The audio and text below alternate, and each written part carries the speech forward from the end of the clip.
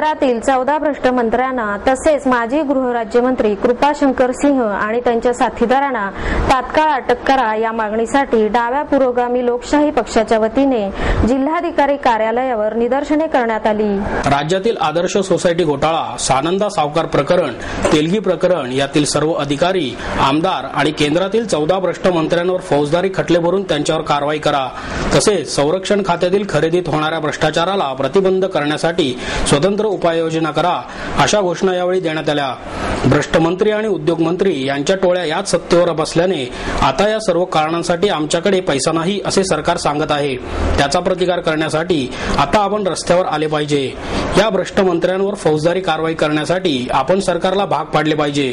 अशा प्रकारे जनतेच्या दबावामुळेच केंद्राला राजा यांच्यासारख्या भ्रष्ट मंत्र्यांवर कारवाई करणे नाईलाजाने भाग पडले अशा प्रतिक्रिया आंदोलकांनी दिल्या। सध्याच्या काळात भ्रष्टाचाराने देशातील सर्व विक्रम मोडले आहेत। दूरसंचार खात्यामध्ये तत्कालीन मंत्री राजा आणि त्यांच्या सहकाऱ्यांनी देशाचा 1,76,000 कोटी रुपयांचा महसूल बुडवला। कोळसा खाणींच्या व्यवहारामध्ये पंतप्रधान त्या खात्याचे मंत्री असताना देखील 10 लाख रुपयांचा महसूल बुडाल्याचा प्राथमिक अंदाज असल्याचे यामध्ये सहभागी झालेल्या कार्यकर्त्यांनी सांगितले। या निदर्शनामध्ये प्रामुख्याने मार्क्सवादी कम्युनिस्ट पक्ष, Janata Dal, socialist party of India, राष्ट्र सेवा दल, भारिप बहुजन महासंघ, भारतीय कम्युनिस्ट पक्ष, लोकशाही एकता मंच, इंडिया अगेन्स्ट करप्शन आदी संघटना सहभागी झाल्या होत्या। 14 भ्रष्ट मंत्र्यांना काढून टाका, भ्रष्ट मंत्र्यांवर खटले भरा, 14 भ्रष्ट मंत्र्यांवर खटले भरा, 14 भ्रष्ट मंत्र्यांना काढून टाका, 14 भ्रष्ट मंत्र्यांना काढून टाका।